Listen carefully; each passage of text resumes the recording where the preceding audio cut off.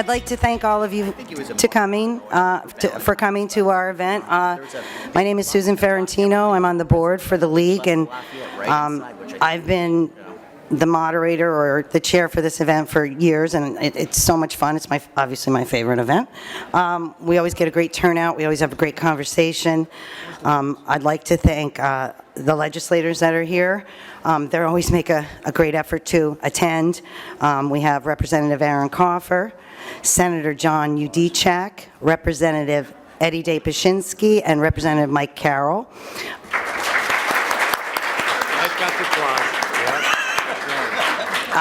The other legislators, most of them had a previous engagement, so they were unable to attend, but I found that it doesn't matter the number. We're still going to have a very lively debate.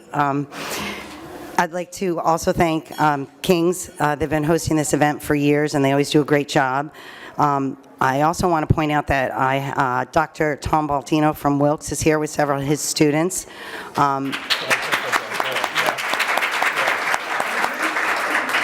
I also have two students here who are volunteering that are sitting at the table here, Stephanie Chaga and Gabby Fitzgerald.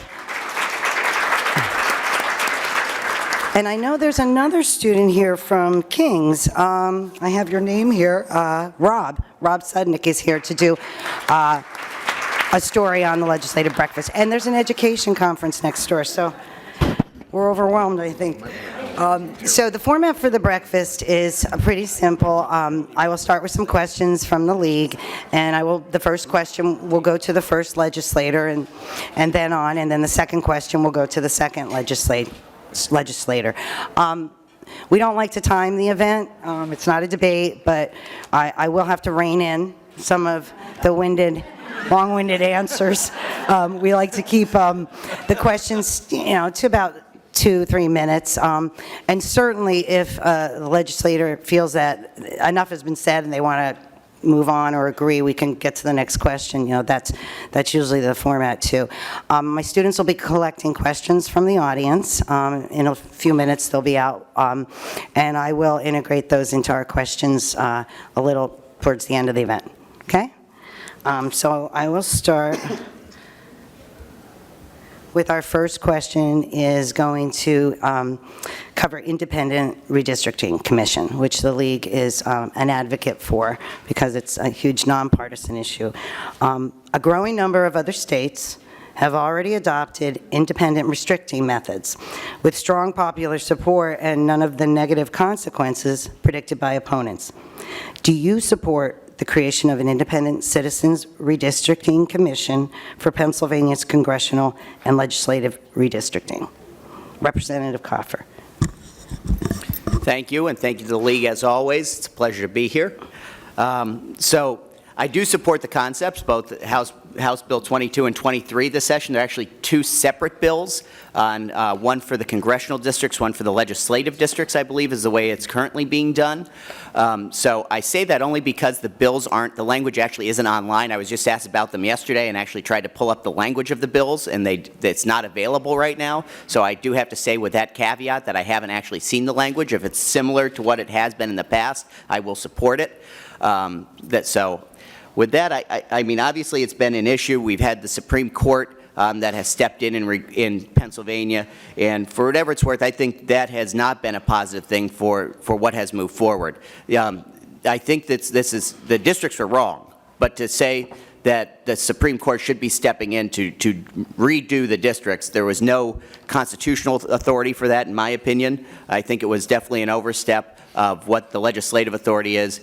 Did they put the appropriate measures in place? That's a question to be determined, I guess, and that's for people to decide. But the districts are wrong, but two wrongs don't make a right, and I think it's bad precedent to leave it up to the courts, which will become increasingly more political now as time goes forward, if they ultimately have the say consistently to say, we can deem these maps unconstitutional whenever we want.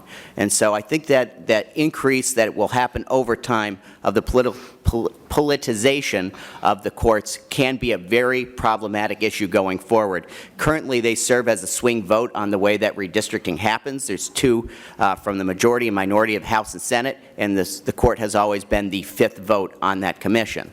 So with that sort of being the key issue as this will move forward, I think you're going to see a much more political court moving forward. So yes, that did solve the problem in the short term, but in the long term, I think we have bigger issues with what happened with the Supreme Court in turning that over. Thank you. Senator Utrecht. Thank you, and good morning. First, let me thank and commend the League of Women Voters. No organization and the individuals of your organization, no one has done more for fair redistricting in Pennsylvania. I support both bills, the House and Senate version. I disagree with my good friend and colleague, Representative Coffer, on the court's action. The courts are the guardian of the Constitution in Pennsylvania.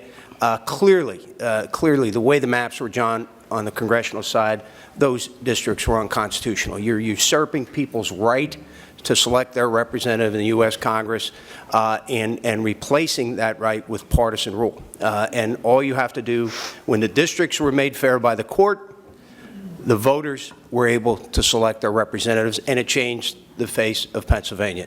New Democratic congressmen and women, and new state senators, 5 new Democratic state senators, and I believe 11 in the House. And all of that was because those districts were redrawn in fair fashion to represent communities of interest and to represent people's right to choose their representatives. And that's what we need to do in an independent commission to do redistricting in Pennsylvania. And we want to make sure that every vote counts, every person's voice is heard, and that community interests are held together. Thank you. Representative Paszynski. Yes. Thank you very much, and dittos once again to the League of Women for participating in the political process. The phrase that's always used, of the people, by the people, and for the people. If the people are engaged, there'll be no shenanigans. When the people are not engaged, that's when the things go awry. And that's why you have the League of Women Voters, to make sure that you question your representatives and your senators and your congressmen and so on. Because unless you are directly involved and informed to the actual facts and truth, you're always going to have some slipshod and some very questionable practices that go on. It's called life. It's called human beings. Human beings are imperfect. And I'm sure in our own lives we can look back and see how certain things have transpired in our personal life as well as in our community, in our clubs, in anything. The nature of a human being is really quite interesting. We are a country of rule of law. If we do not have rule of law and we do not follow rule of law, this would be mayhem. Mayhem. Without religion and rule of law, we would be animalistic. It sounds crazy. Go back in time in history. Who ruled the world? The most powerful. That was it. So look, America, this great experiment of the people in charge, has worked for nearly 300 years. And it will continue to go on to give you the power as long as you're involved. The senator said it perfect. Thank you. Wait. Okay. Let me finish up. I'm sorry. Let me finish up. Excuse me. The senator said it right. He did say it perfect. Our government is checks and balances. Got it? And when the checks and balances are not in balance, then we have the improprieties. That's it. Thank you. Representative Carroll. I said to the folks at the back table, when Carroll and Paszynski are on the same panel, you'll see the difference between left brain thinking and right brain thinking. It's going to be on full display. Good morning, everybody. As I said, I'm Mike Carroll, and it's a pleasure to be here with the League. The very direct answer to the question is yes, of course, I support redistricting reform. What the folks in the room need to know is that when you do redistricting reform, there are two different problems that you have simultaneously. Congressional redistricting, which is done by the passage of a bill and a change in the law with respect to how that occurs, and then State House and State Senate redistricting, which is going to require a constitutional change, much more complicated and a whole lot more that's involved there. Passage 2 consecutive sessions, identical, and then a referendum statewide. There was a reference made to the Supreme Court's decision to redraw the congressional districts. There's no doubt that had to happen. The redistricting that was done back after the last census, that I voted for. It was one of the worst votes I ever cast. But the reality is that those districts were horribly drawn, and the repair, before the court did the repair, the court gave the General Assembly the opportunity to fix those districts, and the General Assembly chose not to do anything. So before the Supreme Court actually redrew the lines, the opportunity was presented and time was given to the General Assembly to make the repair, and there was a decision, conscious decision, not to do that. So at the end of the day, the Supreme Court had to step in. They were right to do so.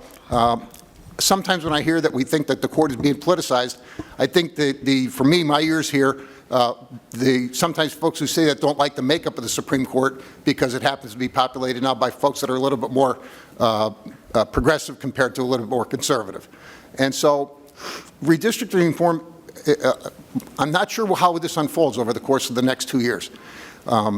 It's really challenging. So far, the majority party has made a decision that the status quo is better than change.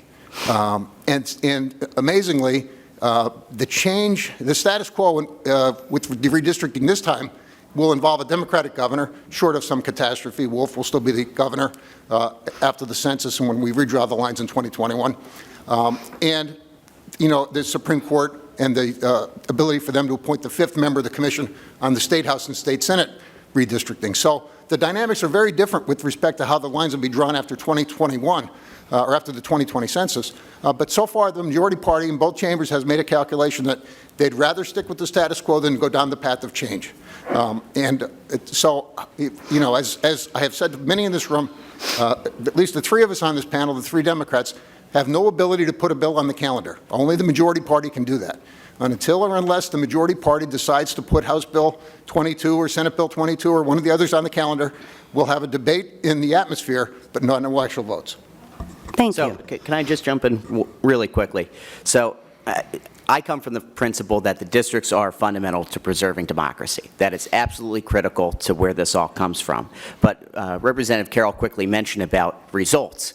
Well, there were something like 40 Democrats that voted for these districts. And after Republicans won some of these swing districts, then the Democrats didn't like the districts anymore either. So it's not just the court change that has happened. But I do believe they were improper. I come back to that.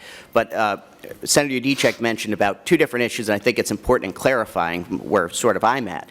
I don't think it's wrong in and of itself for the court to strike down the districts in and of itself. It's wrong for them to actually draw the districts. It was something that should have gone back to a legislative process that should have been done. It should have been done through the legislature with the court being the deciding vote. That's the way it's done in the law. That's the way is actually the remedy that should have been. It should not have been left up to the courts to determine because there is not a check and balance on that system of how they are going to draw it.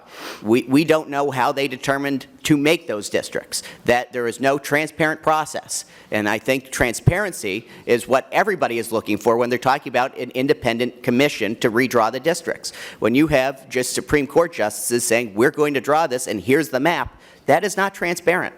You know, I do have an issue with that. And so, I mean, did we get rid of one bad system and did we replace it with another? Yes, but I'm not sold that this is the right system that we should be having to preserve democracy and oversight over the way our district should be. Thank you. The court gave the General Assembly the opportunity to redraw the lines, and the General Assembly chose not to. Thank you. The next question will first be addressed to Senator Udicek. Governor Wolf has announced a major new infrastructure initiative, Restore Pennsylvania, funded by the monetization of a common sense severance tax. Could you please elaborate on that for us? Sure, thank you. Restore Pennsylvania is about imposing a responsible and fair severance tax on the natural gas industry to monetize that revenue to generate $4.5 billion to invest in public infrastructure projects in all 67 counties, all 2,800 municipalities in Pennsylvania. I am the prime sponsor of Restore Pennsylvania in the Senate. I have a Republican colleague and friend, Senator Tom Killian of Delaware County. He is the primary sponsor along with me. It's a bipartisan bill. We just had another Republican senator to sign up to be a part of that, Senator Mensch. This is a bold bipartisan idea. I think the governor, you've seen the governor evolve on this issue, starting with a $1 billion severance tax in his first budget for education. That was never going to pass the General Assembly. There's winners and losers when you talk about driving money out in education. A lot of our rural friends think of Pittsburgh and Philadelphia receiving all of those funds. Whether that's true or not, it's the politics of the matter. The governor now recognizes that we need to have a severance tax conversation outside of the budget conversation. And he recognizes that every county, every municipality has an infrastructure need, whether it's a flood control project in Avoca, whether it's a stormwater system in the Wyoming Valley, whether it's roads, whether it's bridges, whether it's broadband. We need to invest in Pennsylvania in our infrastructure. It sets the stage for public safety. It sets the stage for economic growth. So Restore Pennsylvania is about helping every county and every community. Right now with an impact fee, that impact fee is very narrow, benefits generally the counties where gas is being produced, and that impact fee is not based on production. It's based on wells drilled. The industry has evolved. Technology is greater and greater each year. They are drilling less wells. They are called these spider veins that come out from one well, and you may be able to go out with 12 limbs like an octopus, and we're not generating any revenue.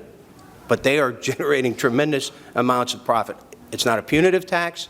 It's a fair tax that would generate another $300 million on top of the impact fee. That wouldn't go away, but we would be able to monetize that money and invest in the communities and invest in the economic development throughout Pennsylvania, not just those that are benefiting from the natural gas.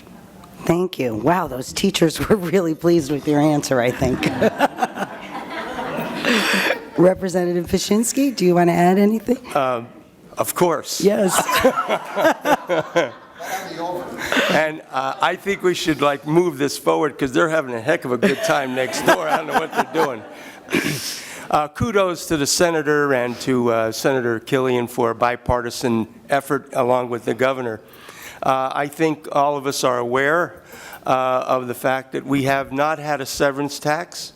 We call an impact fee. The impact fee primarily goes to the host community, of which we agree, because the host community has to deal with the business factors and the industrial factors relative to drilling for gas.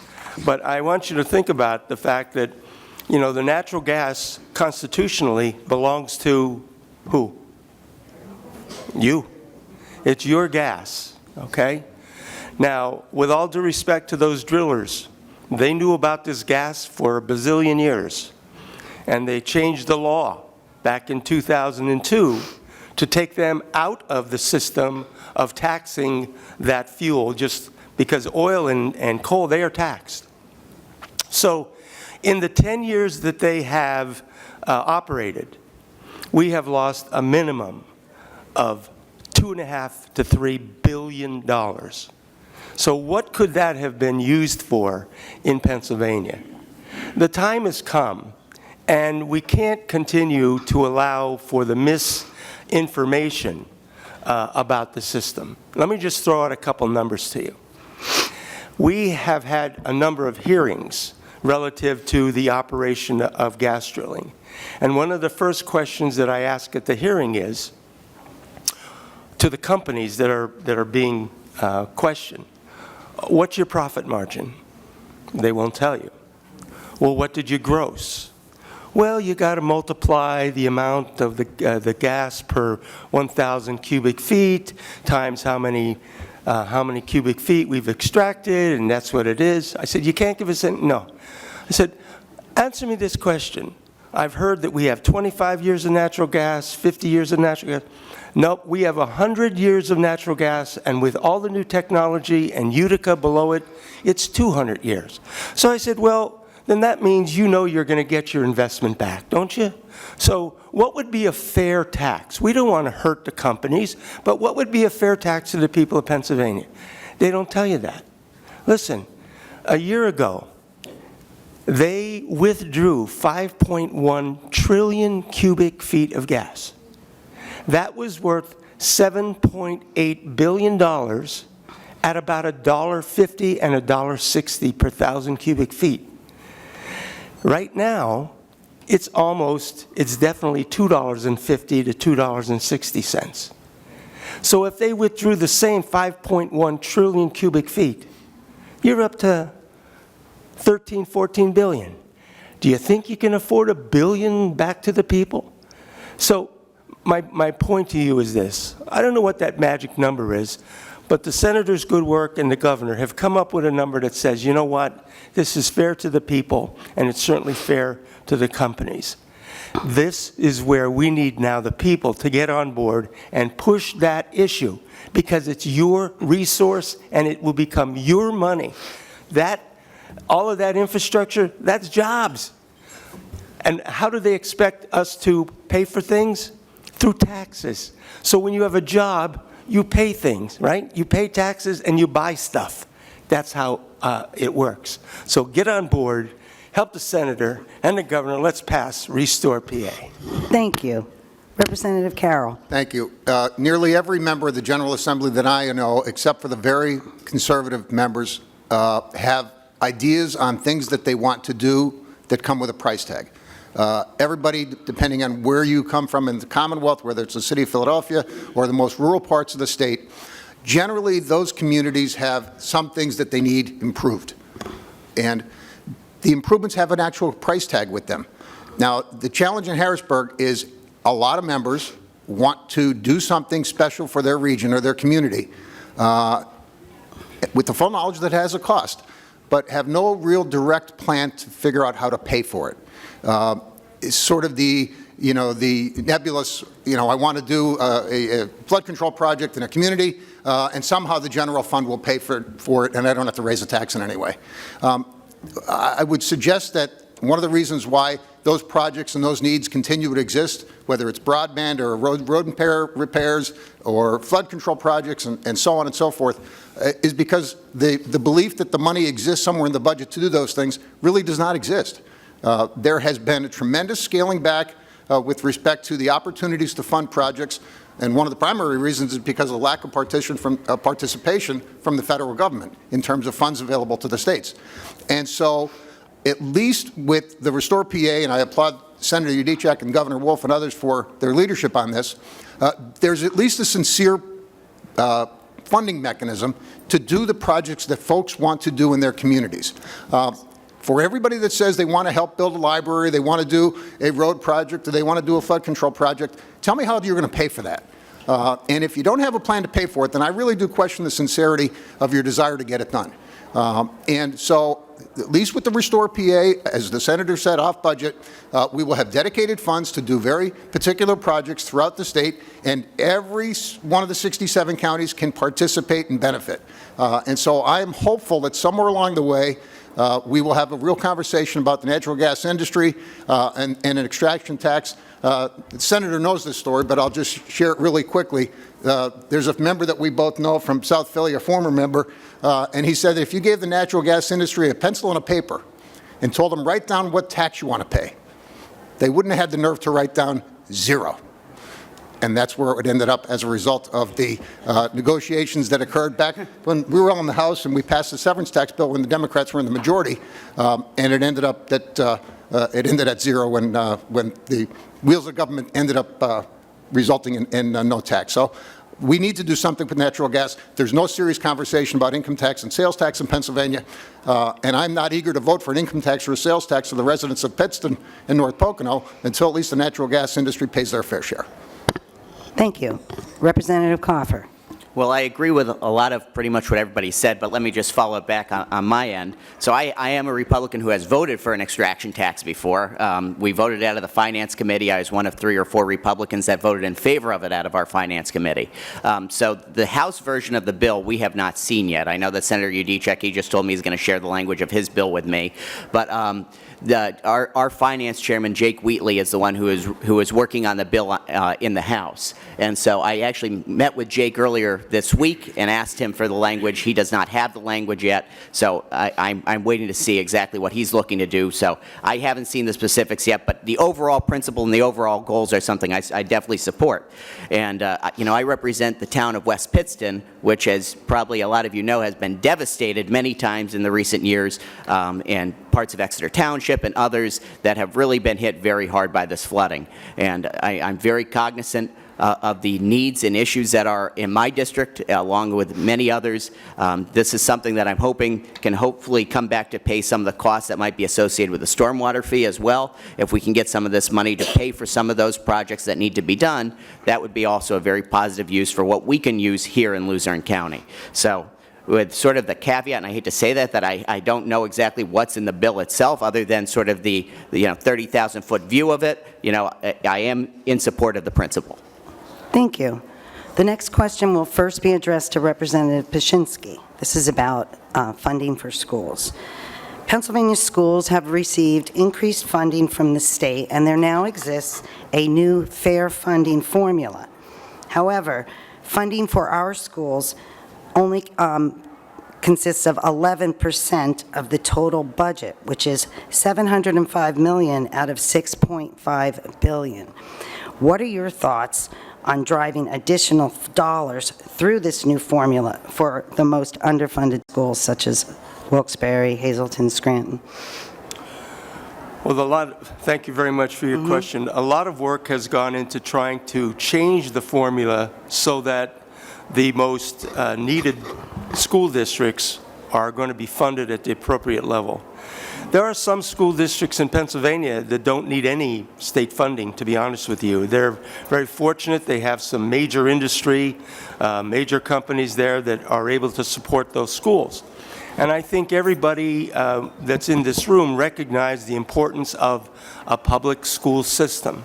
That's also in our Constitution, isn't it? Because we want to make sure that every kid, no matter what side of the tracks they come from, have an opportunity to learn and grow and become whoever and whatever they want to be.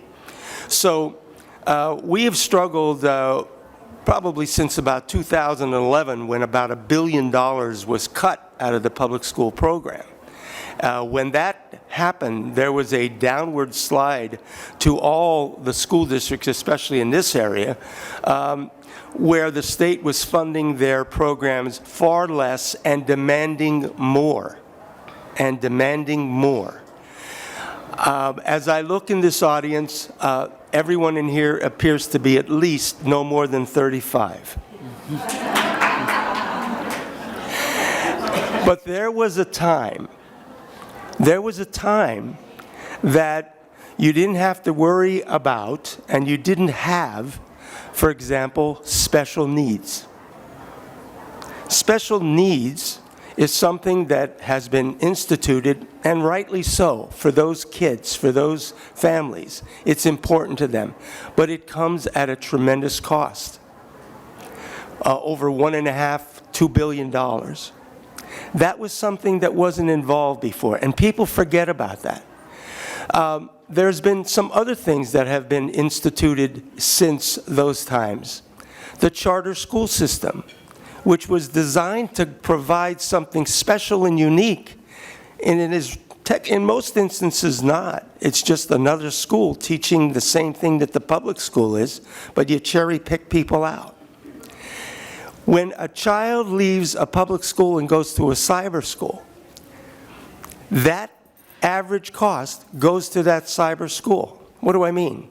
Well, your school system may, after paying for everything, figure out that the cost to educate the children in your school district is $9,000. Maybe in Northwest it's $8,000. Maybe in Dallas it's $12,000. When those kids go to that charter school, that $12,000 goes to that charter school.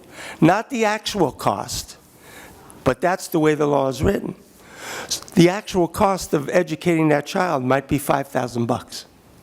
So now that charter school's taking more money in that school.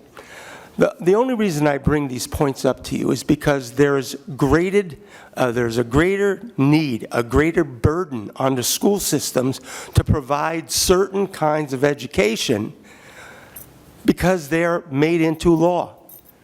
And then because the state doesn't fund your school district at the 50% level that it should be, the burden then becomes on the local to continue to provide football, art, music, whatever, speech therapy, and the burden now becomes on the local to provide that deficit. So the fair funding formula was worked on for quite a long time to try to put in all those different kinds of items in order to create a formula so when the money would come forward, certain schools would get more money than others. The unfortunate part is there's not enough money in the education budget to be able to fund it appropriately. So we're still struggling trying to find enough dollars to be able to balance it out.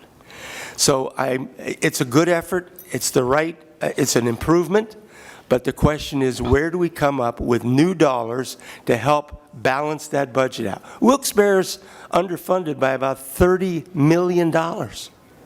They did have a fund balance of $17 million, but they've had to use some of that fund balance in order to operate. They've also made dynamic changes.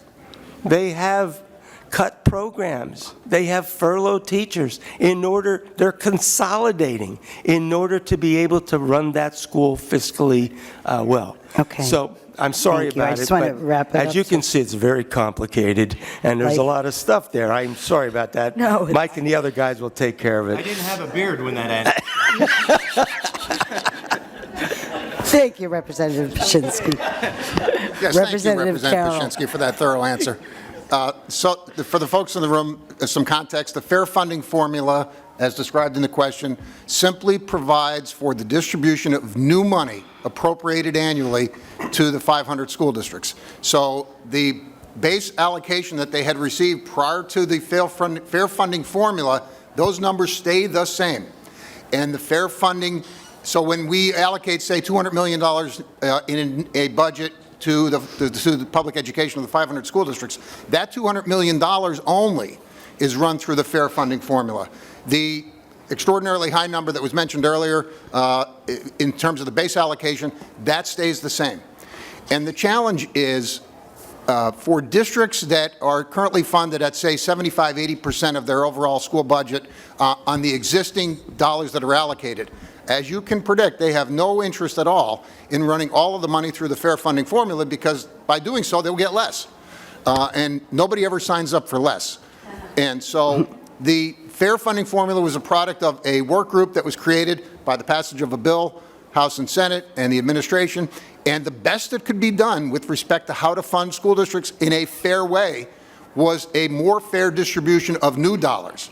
But there was no consensus at all with respect to the existing dollars that are flowed through the basic ed funding formula to the 500 districts.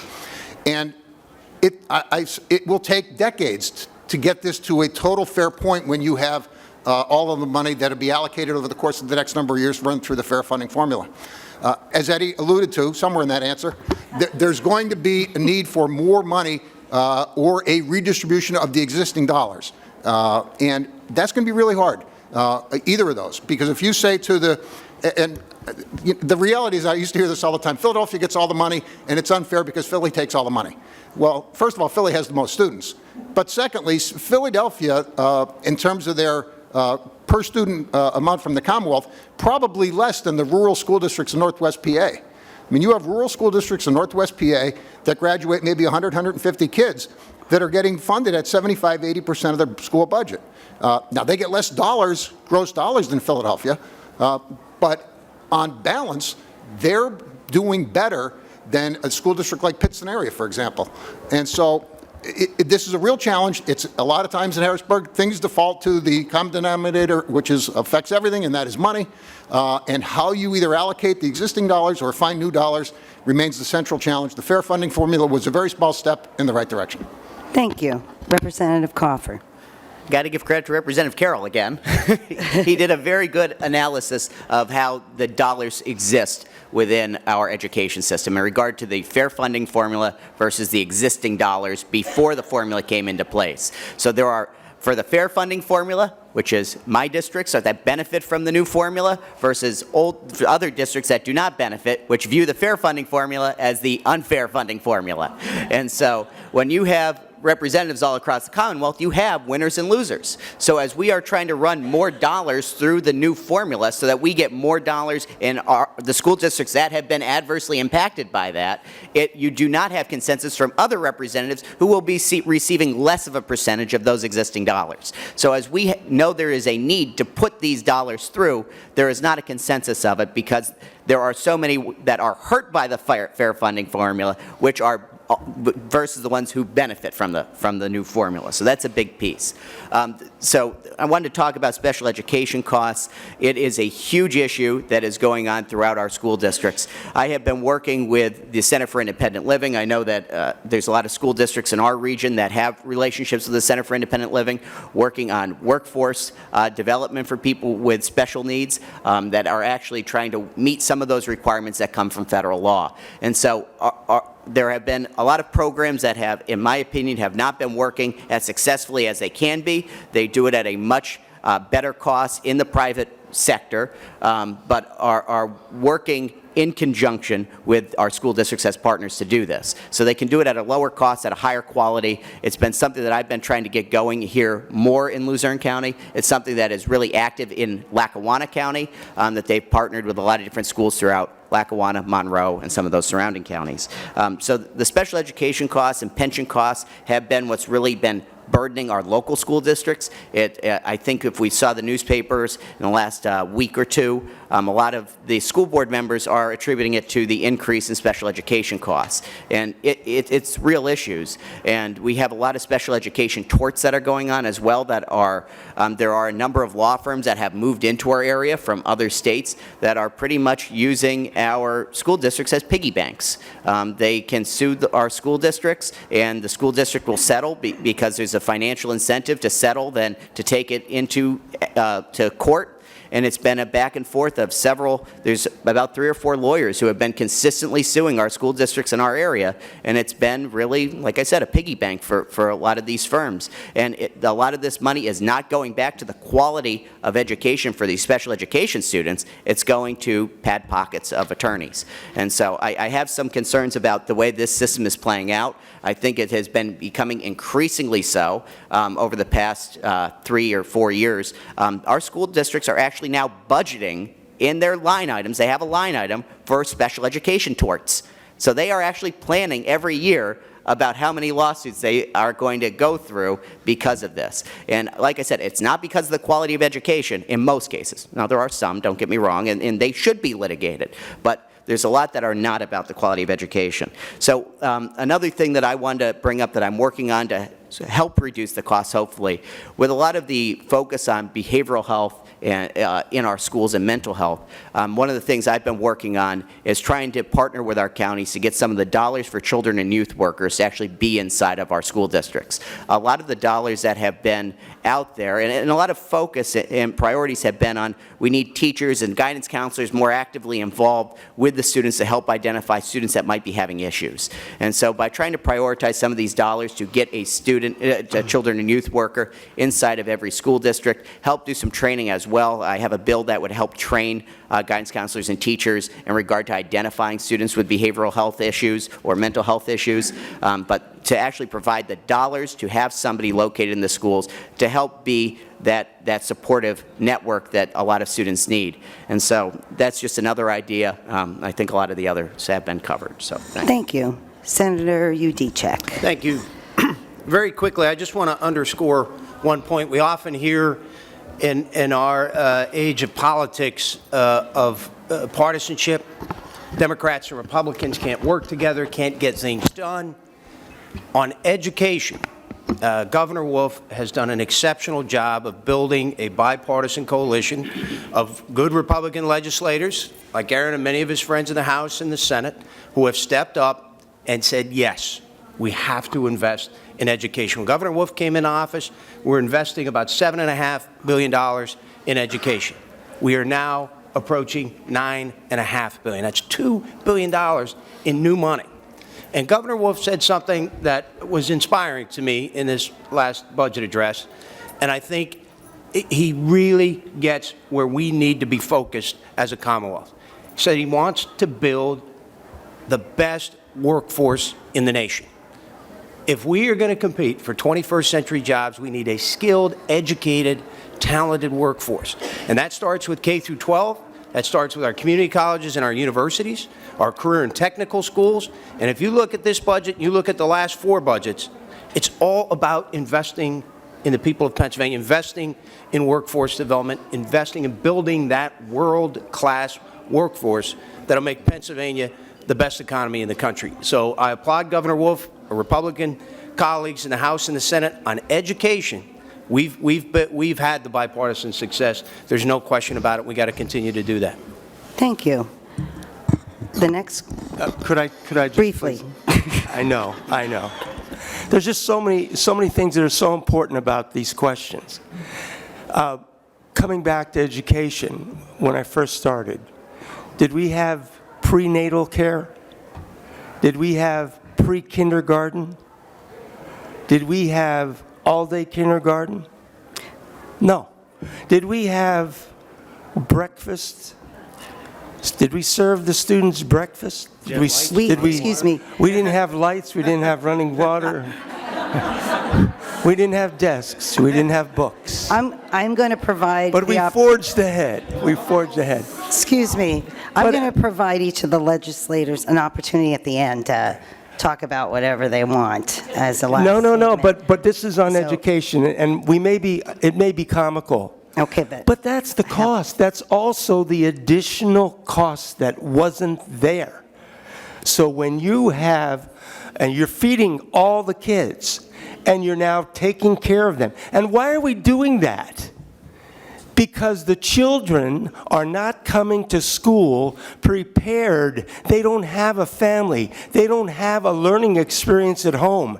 That's why we're doing the pre-K. That's why we're doing all day. Because if the child cannot learn by the 3rd grade, they fail. Now they become part of the prison system. Okay, So, I think we're Okay. getting All a right. little ahead of ourselves. It's really important. I'll be very quick as well. I just a quick Oh, my little goodness. shout out because this deserves. So there's a Senator question about Udicek the did minimum comment wage. on this about support for bipartisan support. One of the things that we've gotten done too is the SHINE program, which a lot of you have seen a lot about, and that has been a bipartisan effort. I think that deserves some credit as well to some of this. Okay, we're moving on.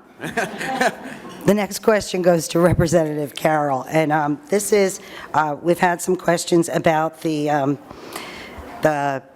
watershed fee, or the, what's the correct term? I'm sorry, I lost my note there. The stormwater fee, yes. And as I understand it, it's an executive order from the last administration through the EPA, so everybody has to pay it, but the states leave it to the municipalities on how they're going to conduct it and enforce it. So what kind of initiatives, if any, on the state level, or how are they controlling this, this fee, and how is it going to be administered fairly? The pronoun "they" is interesting there because I'm not sure who the "they" is. The "they" is sort of broad in terms of the federal government, the state government, and municipal Yeah. government. This is really challenging because we do have an obligation to clean up the Susquehanna River and the Chesapeake Bay and to improve our watershed and the way we handle stormwater. And the effort to organize the communities is laudable, because there is economies of scale there that can be achieved to try and minimize the effect on the residents.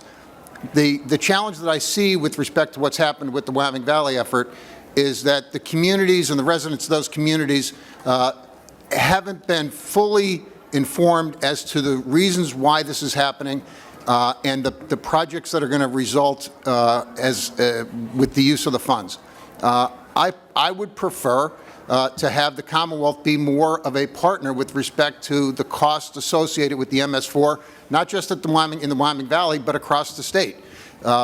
It seems to me that that should be a function of state government at some level. Not to minimize the need to have local participation, but to simply rely on the local residents and the local governments to do this seems to me a little bit unfair. And so I would hope that the outcry that you hear from the community at this point results in the brakes being put on this a little bit, insofar as we could take a second look at what programs, what projects need to be accomplished in the short term, what is the cost for those projects, and how does that reflect on a monthly fee for residents. And you know, whether $4.80 a month is an accurate number, or a higher number depending on the impervious surfaces, I'm not sure. It seems a little aggressive to me, but my suspicion is zero is not the right number either. And so, one of the most amazing things that you learn in government, I think, quickly, is that the dirtiest word in the dictionary, change. And when you're going to change something, it gets really hard, because people have an understanding of what the ground rules are and the way they live in their community. And when you're going to change one of those ground rules, it makes life complicated. So I accept as a given that there's going to be change, and that's going to result in differences, and it might even involve a fee. But I would hope that the Commonwealth could be more supportive of the effort and not just simply rely on the residents. Thank you. Representative Coffer.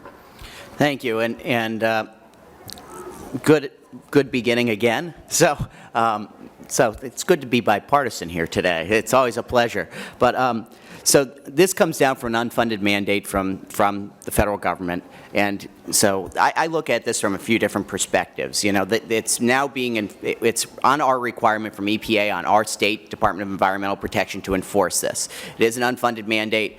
There was supposed to be an unfunded mandate reform act back in the 90s of the federal government that they would not pass mandates without actually providing funding. I'm actually wondering where the legal pursuit of that is, and I actually am drafting a letter to our Attorney General in that regard to wonder if that has been looked at as an enforcement mechanism to actually enforce a mandate without the necessary funding that was supposed to be passed. That was during the 90s with the Republican Congress led by Newt Gingrich in conjunction with Bill Clinton. Dr. Baldino will be here to lecture afterwards. No, okay, never mind. So anyway, I do have those concerns legally about the mechanism, but that it's being enforced. But it's here. It's being enforced on us currently. So DEP is required to enforce this by the EPA. What can we do? And I think Representative Carroll touched on it, is that we can be partners and we can hope to come up with some of the money for this. I'm hoping that if this Restore Pennsylvania initiative goes forward, that's something. Representative Boback has put forward a plan that would allow some of the Act 13 money that's from the impact fee from the Marcellus Shale Fund to help fund this as well. So if we can use some of those dollars, that would be the county that could actually appropriate some of those dollars that they have to put towards this, as well as the state. And so, while we should be receiving federal money, and we just met with Congressman Muser yesterday about their need to step up to the plate to provide some of these dollars, I think there's one other thing that when this presentation was going on, the first time I saw it in December, and it was a concern of mine, is that the way that this has been mapped out, the way that they finally got to this stormwater fee of having to enforce this, they have actually set up acid mine drainage to be next in the queue for something that has to be resolved at the local level, similar to what this is going on. And so that is actually the new sort of permit to start investigating and looking at. And if that's something that is going to impact our area, I think there's no secret that that will have a massive, massive impact on our communities. And so that was actually, I got, in that meeting, I sort of took it on a tangent, and I really am very concerned. We have billions of gallons of water flowing through our mines right here in the Susquehanna. So that's a huge concern of mine, especially with the mining heritage that we have in our community. But I wasn't sure if anybody else would talk about that, so I wanted to make sure I mentioned that. Thank you. Senator Udicek. Thank you. The MS4 mandate, the stormwater mandate that came down from EPA, it's been challenged in the courts. PA Farm Bureau challenged it. It's been upheld in the courts. Each individual municipality in that Chesapeake Bay watershed would have to implement an MS4 plan. Kingston and Wilkes Barre have already been fined by DEP for not having a plan in place, tens of thousands of dollars. 32 municipalities, through their respective elected officials, reviewed the issue with their solicitor, with their engineer, and they recognized they could not tackle this unfunded federal mandate on their own. They went to the Wyoming Valley Sanitary Authority, who of course took up the charge on the sanitary side in the late 1960s to have a regional authority to address our sewer issues in the Wyoming Valley. They've stepped up to the plate to help these municipalities deal with this unfunded federal mandate. If the individual municipalities had to take on this challenge, you would be looking at anywhere from a $70 to $75 million property tax increase across the board in these municipalities. The plan that's in place right now at the Wyoming Valley Sanitary Authority is around $12 million to meet the 5-year permit process. That is continuing to come down as we work together as legislators, state and federal. I've met numerous times with Mike Bedrin, our regional director of DEP, and Secretary Patrick McDonald, the Secretary of DEP. There are issues that could help reduce that cost. And the Wyoming Valley Sanitary Authority, after a bumpy rollout, you have to understand, particularly many of the communities in the back mountain, and Senator Baker has pointed this out, aptly pointed it out, they had no relationship with the Sanitary Authority. So there was no history. And so it seemed to come out of the blue, even though this has been going on for a number of years. The Sanitary Authority is going to step up and put individuals in those communities and go line by line through the bills, understand how you could reduce that cost. They've already reduced the cost of those in the back mountain, those by about 54%. So there's been some misinformation, unfortunately, that has been spread in the news media and on the radio. It's an unfunded federal mandate that your communities are responding to the best that they can. Representative Coffer mentioned Restore Pennsylvania. When Governor Wolf came up to Luzerne County, we had a press conference, and it is not lost on me that he chose to roll out the most historic investment in public infrastructure here in Luzerne County, in recognizing that we have this stormwater issue that we're dealing with, and saying, do you want individual homeowners, individual municipalities to bear every cost of government, or should that be shared by the federal, state, and local? And so Restore Pennsylvania could help reduce the cost of meeting those MS4 regulations. I get a little concerned about some of our colleagues that have stepped out and called either for a suspension of the program or called for the program to go away. The Wyoming Valley Sanitary has invested millions of dollars, along with these 32 municipal partners, to undercut that effort. I applaud the Wyoming Valley Sanitary Authority and those municipalities for stepping up and doing something that's very difficult. To come to, you know how many times that we've done that in the Wyoming Valley, 32 municipalities, to come together in a regional effort? The last time was on the sanitary side in the late 60s. And a lot of folks, and a lot of municipalities, and a lot of politicians back in 1968 didn't think we needed sewers in the Wyoming Valley. And they didn't participate. And every one of those municipalities has tried to claw back in, to get back into that authority ever since. So it's an unfunded federal mandate. I don't like it. I don't like that we have to impose a fee on local homeowners. There should be a shared burden from the federal, state, and local level. We're going to continue to work with our partners. As Representative Coffer mentioned, we met with Congressman Music. We're going to do all we can to reduce that fee as best as we can. Thank you. Representative Paszynski. You'll be happy to know I'll relinquish my time for the time that I used on the other issue. I pass. Thank you. By all means, speak to what you know. If you want to pass it along, that's fine. We cover more topics. I appreciate that.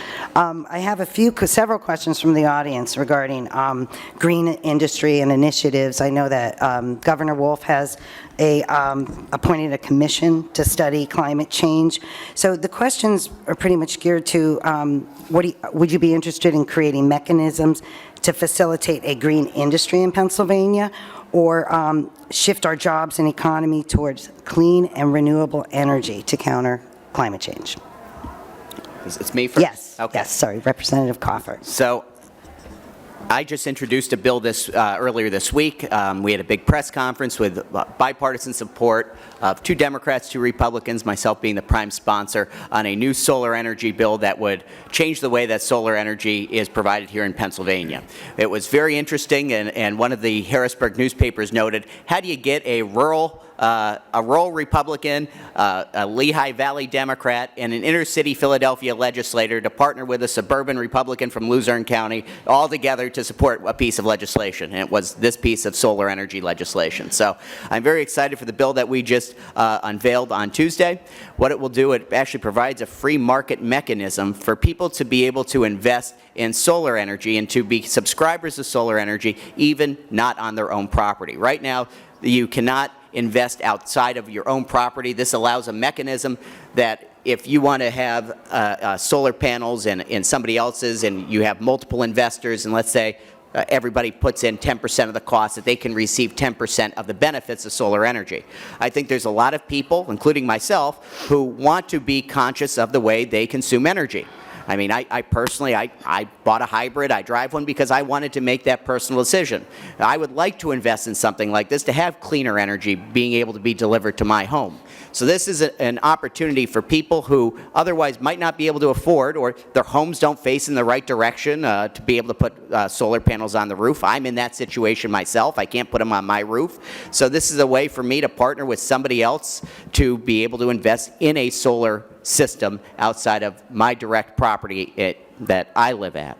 So 19 other states have done this, as well as Washington, D.C., and I think this is legislation that really will have an opportunity to get signed into law this year. I think there will be Republican support. I think the governor will support it, and I'm looking forward to that. In regard to other solar initiatives, you know, the way I view things right now, we are in a bridge time. We have the opportunity right now with natural gas that we have here.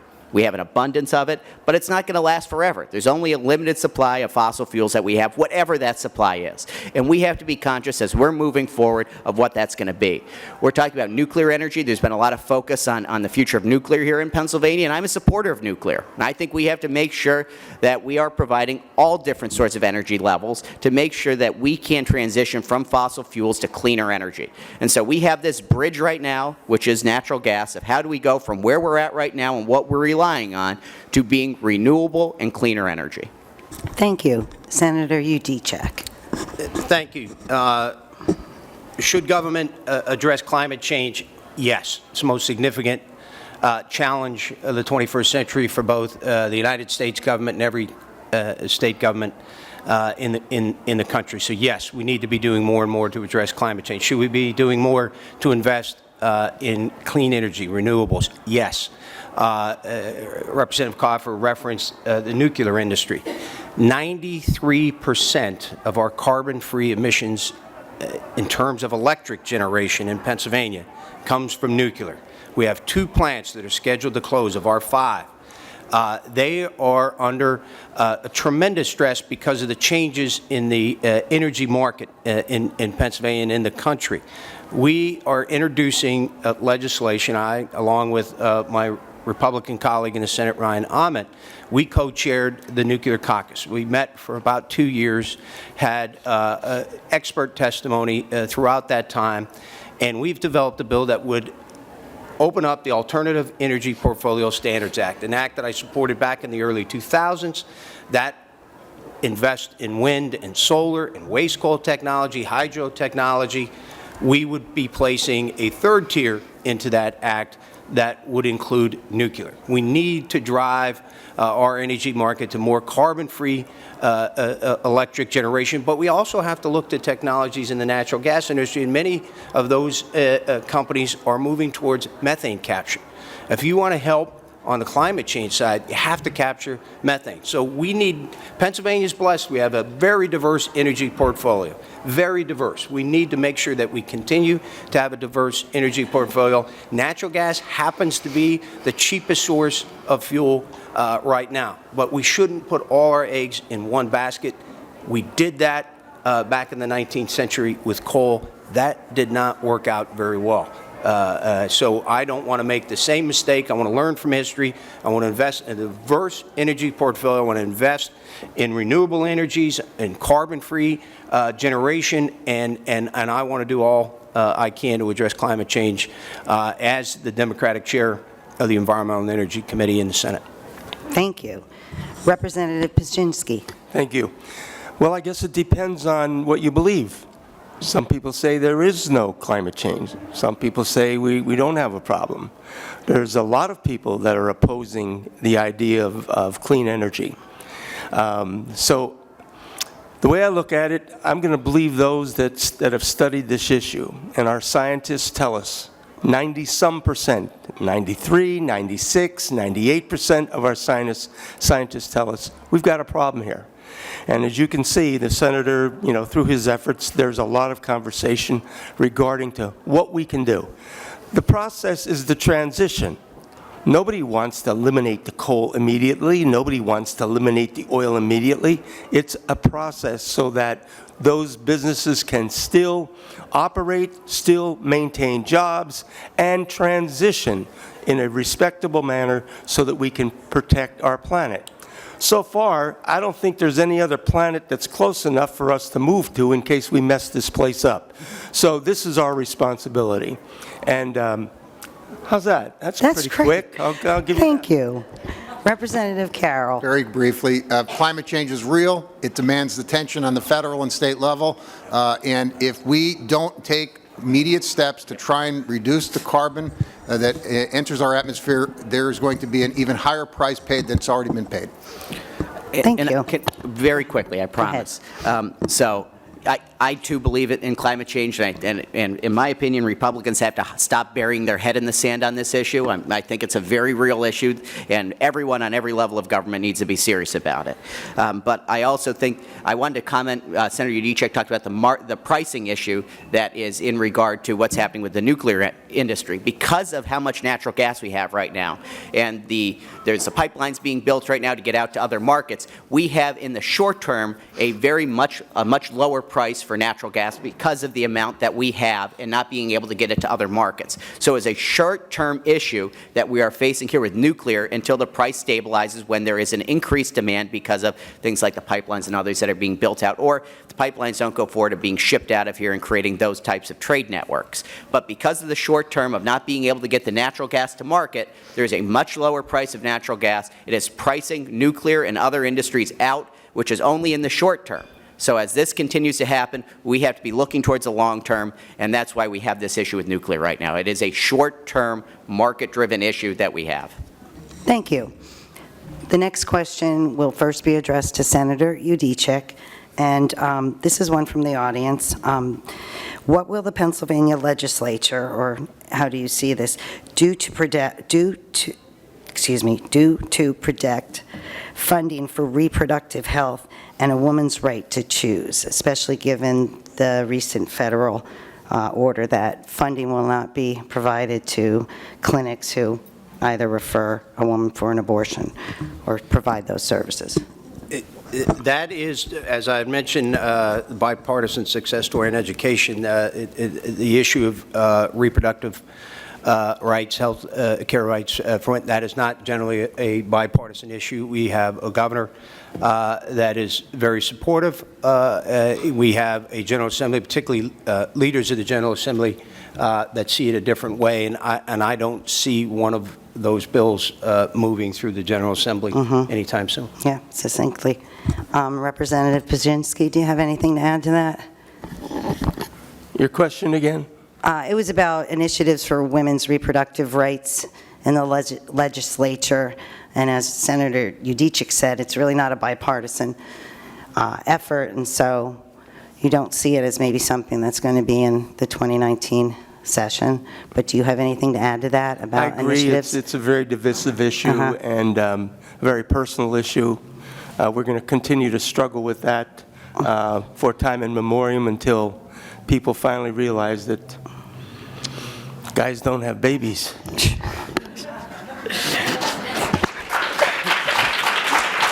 Representative Carroll.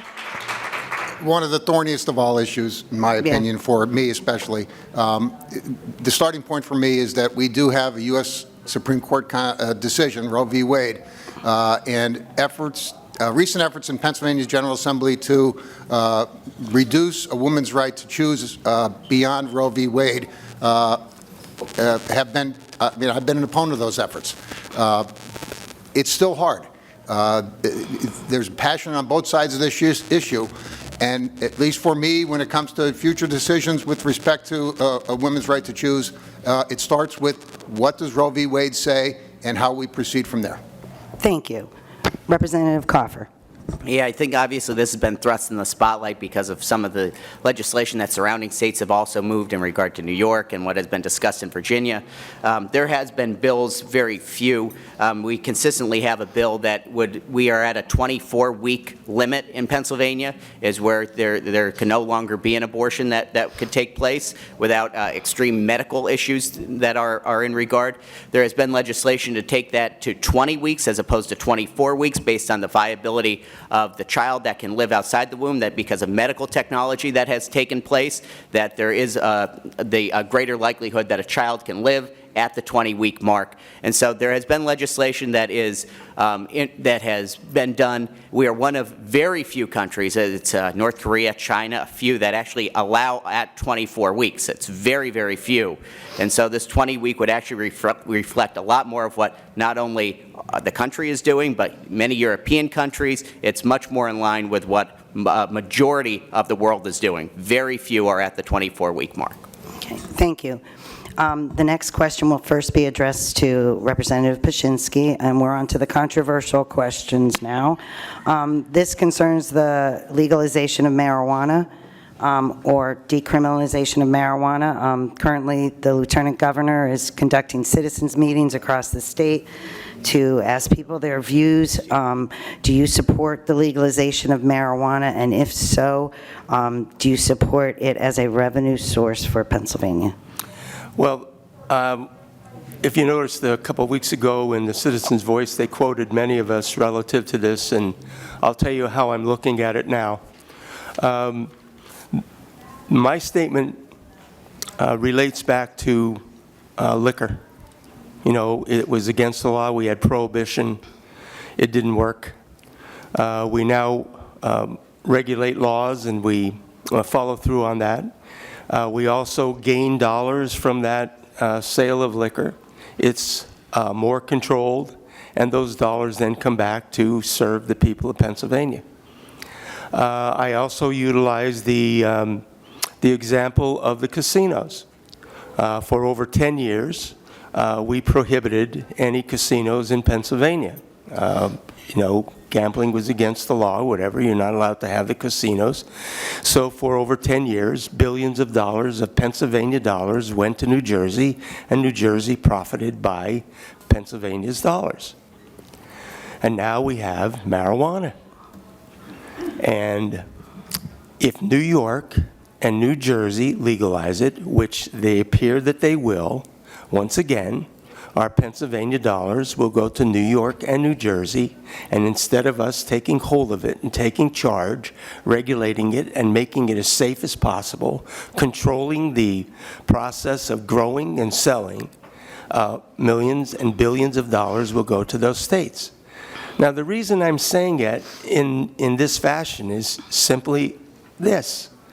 As human beings, there are those of us that want to drink. As human beings, there are those of us that want to gamble. You will not stop it. And it's the same thing with this thing called marijuana. You know, it took a long time to get the medical marijuana. And the medical marijuana is working. If you could have heard the stories about the children, the parents coming to us and demonstrating how that medical marijuana can improve the life of those children with those seizures. It was an easy fix. It's working. Now, are people taking advantage of it? Are people now trying to take the medical marijuana and alter it and do different things? Yes, that's called life. How about vaping? vaping was a good thing because it was supposed to help people that were smoking get off of vaping. Get off of that by using vaping. Now what did the industry do? Now they're providing vaping with different kind of taste and colors. Now they're attracting kids to it. So this is the constant battle that we face as human beings. These are the frailties of human beings. I would prefer to control it, regulate it, and protect the people making it legal. Thank you. Representative Carroll.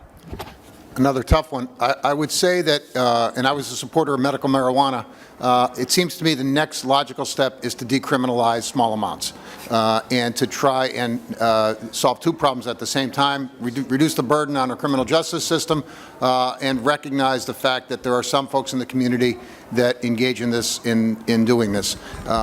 For me, it would be a harder leap to get to recreational marijuana approval across the state. Very briefly, what I would simply say is decriminalization as the next step, see how that works out and go from there. Thank you. Representative Coffer. I also don't see it moving anytime soon, but I'm going to go a little bit longer than my colleagues here. I do think we should be pushing for decriminalization at the very least, criminal justice reform in regard to people who are being jailed in regard to smoking marijuana. If you were given a choice right now of tobacco, alcohol, and marijuana, and what should be legal and what shouldn't be legal, and let's all do studies right now, I could tell you if you were picking 2 out of the 3 or 1 out of the 3, it wouldn't be marijuana, that would be the illegal one. And so I truly believe that. I think it is a mixed message signal that we're sending to kids while states are legalizing. And I think we're sending an issue of the gateway type issue by having the prohibition. I think people are going to drug dealers who then have access to these clients, and then the money from marijuana stays in the hands of drug dealers who are able to push harder and harder drugs, and it becomes a larger snowball that continues to build instead of it being out of the hands of drug dealers. If you legitimize the revenue and get the drug dealers out of that trade, then you'll see that it'll be much easier to target these types of drug dealers, focus the DEA on the harder drugs, and I think we need to redraw the line of where things are right now. The war on drugs has failed, especially when it comes to marijuana. It has failed. And so if we're looking at the way it's working right now, it's not. People are out there smoking. It's all over the place. I think, we can try to pretend like it doesn't exist, but people who are smoking pretty much are, if we had a way to resolve the issue of people who were driving under the influence, if we could tell if somebody was high at that point that they were driving, it would probably be resolved already. But the fact that we can only tell if somebody's done it in the last 30 days or whatever it is from these, urine samples or hair samples, that's the issue that I see. And so, obviously, we don't want people out there, driving under the influence of anything, just like we shouldn't have people who are driving without enough sleep. They shouldn't be driving drunk, any of those types of issues. But if we're going to have the economic impact of trying to get people away from opioids, and I can talk about that, and I won't go on that tangent now, but maybe later, but that if we want to get people away from opioids, you've got to get the money out of the dealers who are pushing those heavier drugs. And so you get marijuana money in the stream of so many people doing that, away from that, you won't have that gateway theory of people moving on to the next drug. And I truly believe that the revenue is something that obviously comes along with the legalization end of this. The Auditor General has put forward numbers. I think it's close to $580 million that could be generated from this. I haven't looked at those numbers myself, but those are the numbers he says are conservative numbers. It wouldn't surprise me that if the numbers are very high, but whatever they are significant dollars that are out there if we were to legalize marijuana. But I come back to the idea that I don't think it's moving anytime soon. I don't think there have been comments from both the majority leaders in the House and Senate saying, I think the Senate leader said over my dead body or something along those lines, or not while I'm here. I forget the exact remark, but it was the right sentiment at least. And I think everybody's waiting to see how the rest of medical marijuana plays out. It's obviously a newer industry here. I was part of the work group that worked on that legislation to get that across the finish line. So I'm very proud that we were able to get that done, get it to the patients, and now we should be having a robust conversation amongst our community community. I've had a number of people who've called my office. I've talked with them about these issues, about my perspective, and why I think it is the direction we should be going in. So I'm open to have that discussion with anybody that wants, that has a different perspective than myself, but that is where I'm coming from. Thank you. Senator Udicek. Thank you. I try to make informed decisions on these difficult issues, on the issue of marijuana. It struck me that there's only one person on the panel today that was a rock star in the 1960s. So I will look to him for guidance on this issue. What are you implying? That was great. The issue, we have medical marijuana that's in its infancy in Pennsylvania. To quickly layer legalization of recreational marijuana is going to be a difficult challenge in the General Assembly. Do we need to examine it? Can it be done safely? That's the kind of prism that I will use. Can it be done safely and responsibly?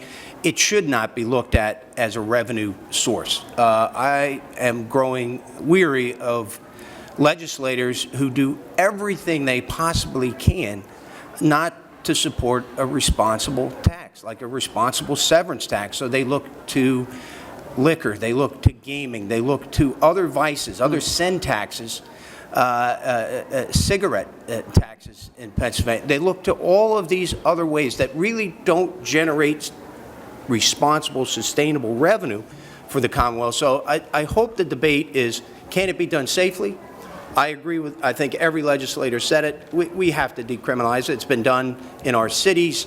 I think criminal justice reform has to be a part of that, but it is going to be a slow process in the General Assembly on this issue. Thank you. We only have about a half an hour left, and I'd like to provide each of the legislators with an opportunity to talk about their personal agendas and the committee's initiatives they're working on.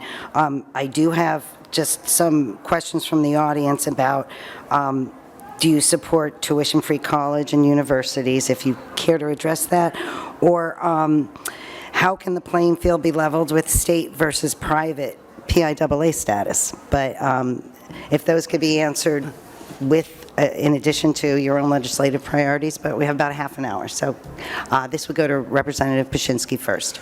Okay, the first part was the free education? Mm-hmm. Right. Tuition-free college and university. Tuition-free college. We provide free public education, K through 12, or 1 through 12, which isn't free, is it? Because we all pay for that, but we recognize that it is important for our children. I really think that there's a way that we could provide a payback system.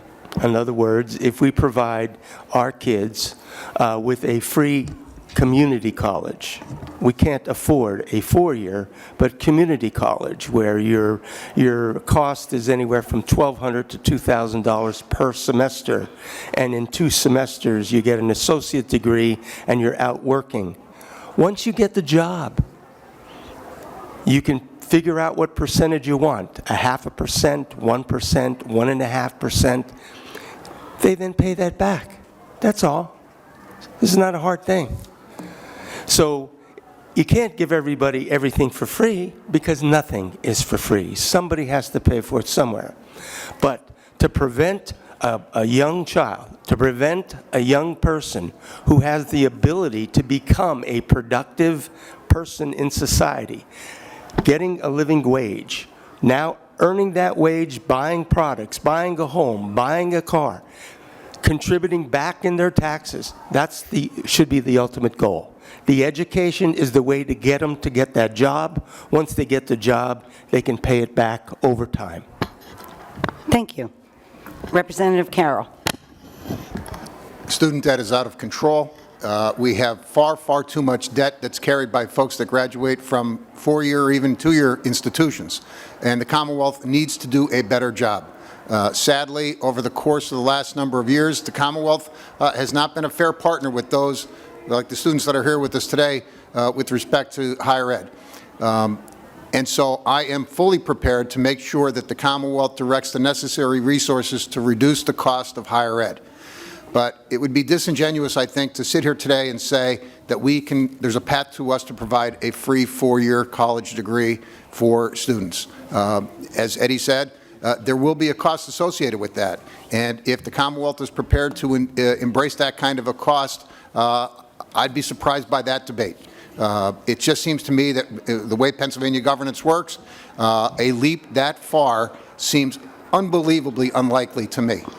And so, having said that, and I serve on the FIA board, I know Senator Udicek did as well for a period of time, I think that we can do a far better job with making sure that we have grant programs that are more robust with respect to students, especially some of the lower income students.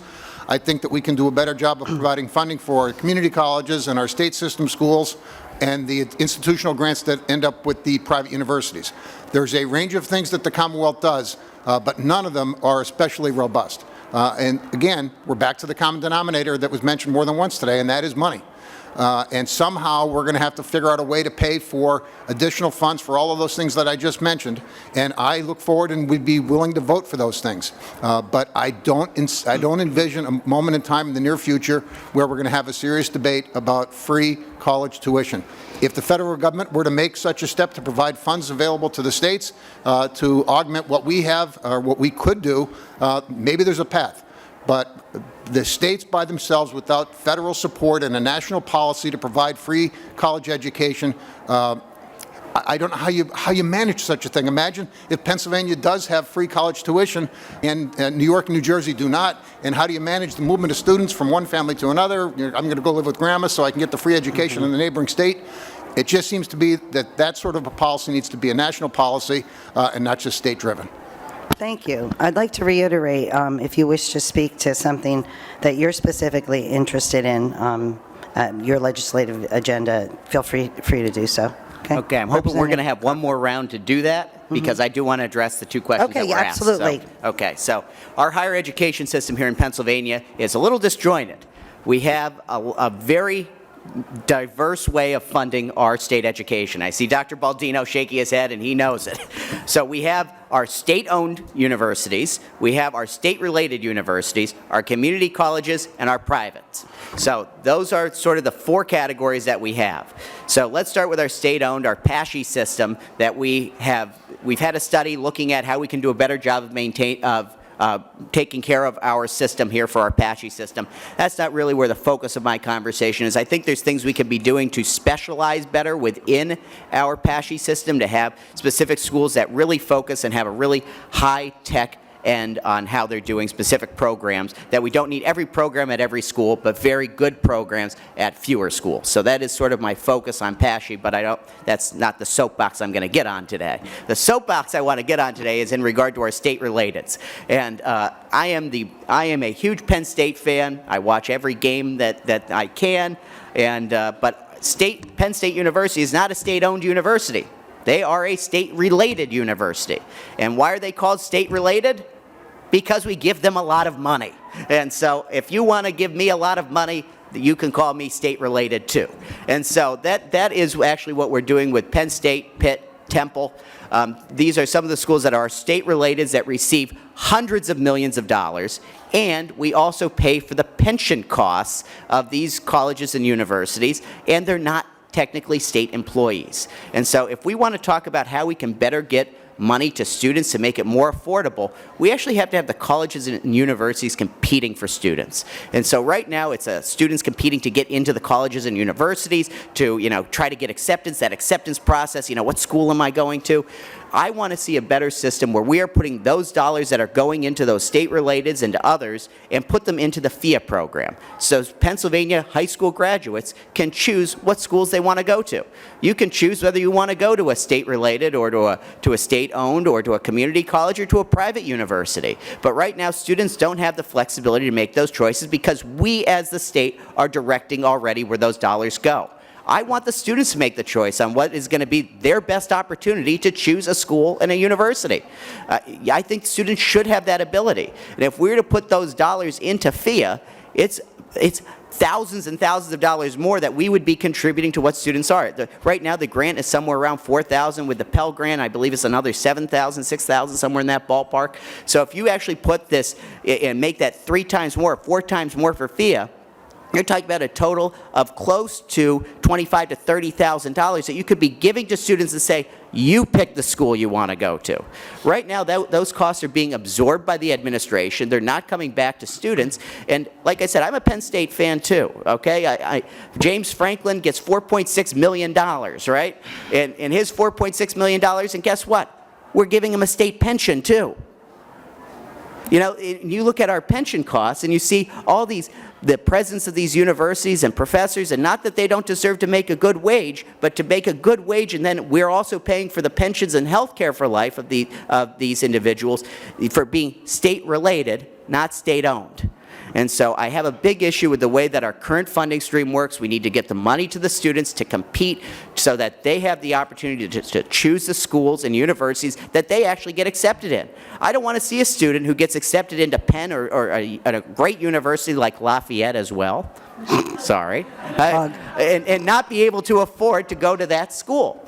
And so if we give the money to the students, let them make the economic choice of where they want to go instead of directly to the administrations that are absorbing the costs and not getting to the students. We have to be much more proactive. By doing one very last thought, I just want to, community colleges, I think that will also give the opportunity as well to make, if we do that FIA system, to actually make community colleges free. Great. And so that's a long way of going about an answer, but I think it's complicated and worth those extra couple of points. Thank you. Senator Udicek? No? Okay. So if you want to speak, I think this will be the round where you might want to give some closing remarks, starting with Representative or Senator Udicek. We could start with you. This is the closing argument? Well, yeah, I'm going to get whatever you want to, if you want to talk about Restore Pennsylvania. I just want to, I want to highlight Luzerne County delegation, Democrats, Republicans, House and Senate, over the last couple of years, really have worked very well together on the economic development front. We have a success story that's unfolding in the South Valley, in Hanover Township, in Nanticoke, and surrounding areas where over the years, the Earth Conservancy has been able to reclaim thousands of acres of mine-scarred land, put that land back into productive use, whether that was preserving our green space, the growth of the Pinchot State Forest, which went from about 8,000 acres 10 years ago to over 48,000 acres today. That's the collective effort of all of us from Luzerne County that represent you in the General Assembly. That's an incredible success story. We're going to have an announcement Monday of another new business coming to northeastern Pennsylvania. We are talking about taking land that for 50 years or more was a dead zone, an economic dead zone, an environmental dead zone, and now what is happening is we're seeing the creation of nearly 5,000 new jobs, the investment of $1 billion in private equity, all because legislators work together to invest in the $90 million South Valley Parkway, to invest $22 million in the Earth Conservancy, to do that reclamation. There's a great success story happening here in northeastern Pennsylvania. If you look in the newspaper, on the billboards, what do you see each and every day? Something you've not seen for many, many decades here in northeastern Pennsylvania. Job opportunity after job opportunity after job opportunity. That's a big part of the effort that we've made over the last 20 years to invest in our infrastructure, invest in our schools, to invest in our universities, King's, Wilkes, Luzerne County Community College, Misericordia, Penn State, Wilkes Barre, and Hazleton. We have great resources here in northeastern Pennsylvania, and you're starting to see that investment pay off in the creation of thousands of jobs and the investments of billions of dollars in the people in northeastern Pennsylvania. It's great to be a part of it, and I enjoy working with my legislative colleagues to get these things done. Thank you. Representative Paszynski. Thank you very much once again to the League, Susan, for being here. You're obviously troopers because you stayed through all of this jibber-jabber. But I like to always make the point that the public generally sees the tip of the iceberg. We see the whole iceberg, above the surface and below.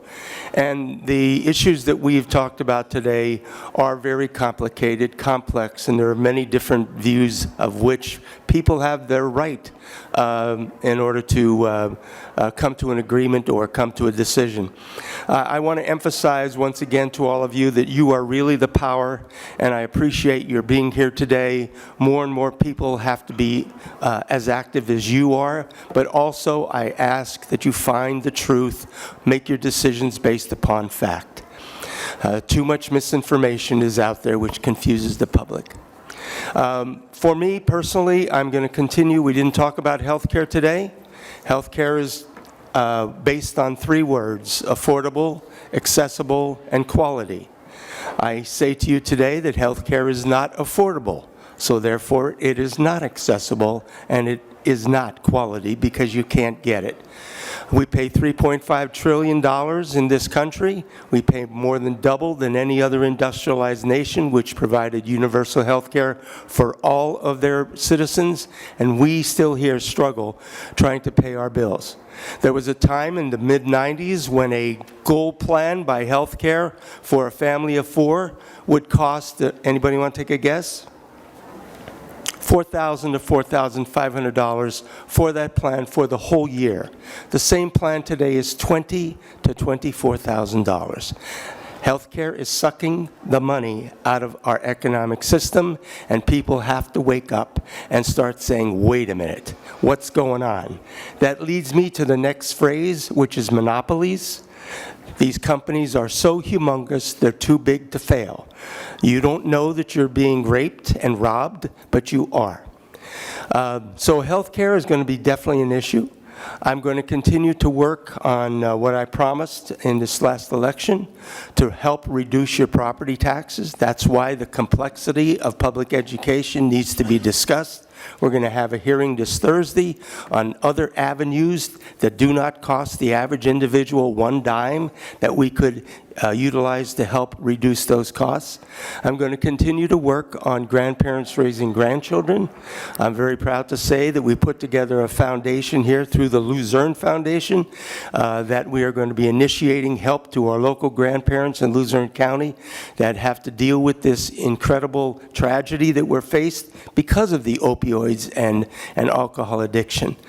So those are some of the issues that I'm going to continue to work on, and believe me, we're never out of things to do in Harrisburg. But thank you very much for inviting us and allowing us this time to present our case to you.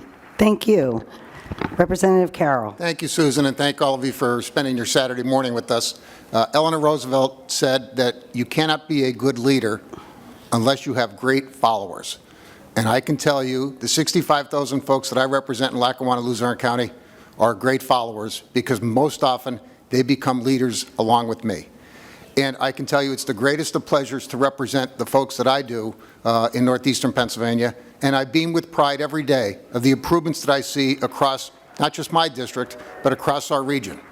I will concede that we are not perfect. We have warts, we have flaws, but we have made tremendous, tremendous strides to improve the quality of life in northeastern Pennsylvania, and that is the work product of so many people, the folks at this table, our federal partners, and often overlooked our local partners. Those who serve in local government, county government, and on school boards have thankless jobs, but they have really important jobs. And I think that when we look at the improvements that we see across our region, we have many, many folks to thank in local government and in our community. I'm proud to be a partner with all of the folks that I represent, all of the folks that I serve with. We've made tremendous strides. We have much to do, but we have a lot to be proud of, and I thank you all for being here today. Thank you. Representative Coffer. Thank you, and thank you, everybody, for sitting through. It does count as an audited class for those of you who stayed awake during all of Representative Pashinsky's remarks, but he'll be there to sign your documents after this is over.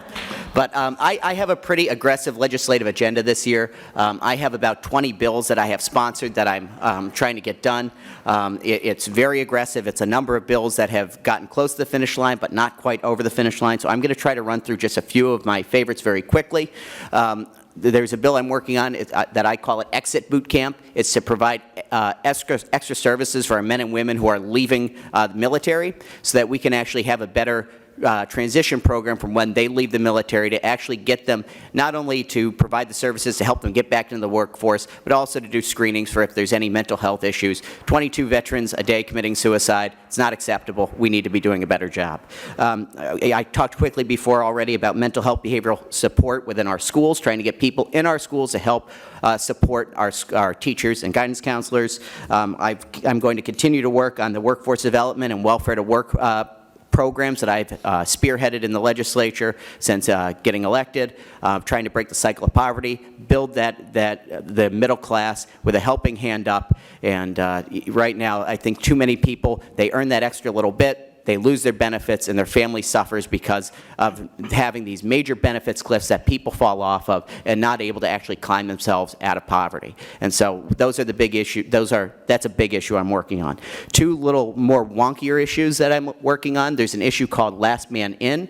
It's a transportation-related issue that when you have development that is happening near a state roadway and actually it changes the network of the roadway to be deficient, what happens is the developers are gouged by the state, and I use gouge because I don't think they should be paying typically $10 to $12 million to fix the state lighting system and the traffic infrastructure system.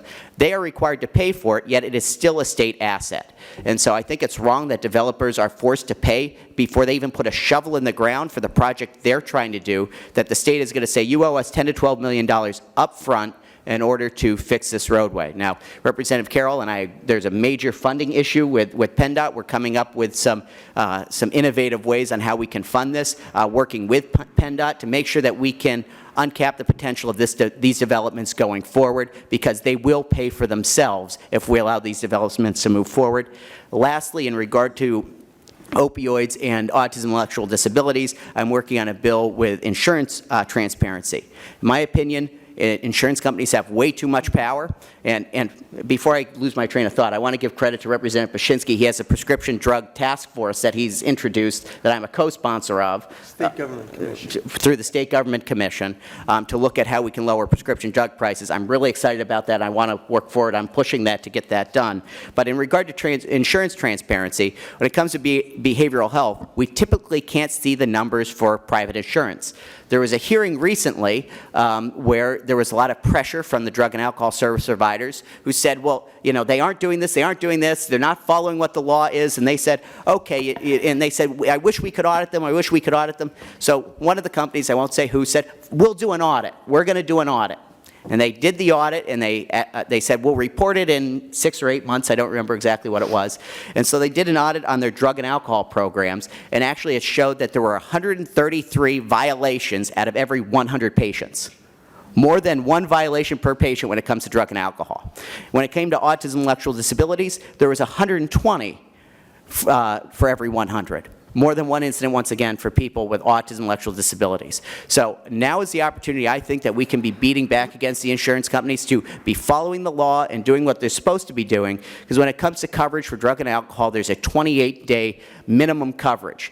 What's actually happened that the insurance companies aren't following doctors' recommendations. They are, instead of it being a floor, it has become a ceiling that people only get 28 days. They don't get extended beyond that, and people then get back out, they relapse. 28-day programs don't work. The medical professionals are pretty much in unison on that, and so we need to make sure we're putting more pressure on the insurance companies to be doing what they're supposed to be doing according to the law. Thank you, everybody. Thank you. I would like to make a few announcements before we close so I don't forget. The League of Women Voters 2019 Government Directory, we have copies on the table. It just came out. Michelle is holding it up back there. She does a great job on it. It provides you information, contact information on from the president on down to your school board. So it's a great resource to have. Lastly, I'd like to thank our legislators. They do such a great job. Susan. I always feel so pleased and informed on the issues. I think we covered a great deal and learned a lot about, what they're working on and the nuances to going to the state capitol and working for us. So thanks again. Representative Coffer, Senator Udicek, Representative Paszynski, and Representative Carroll. Thank you.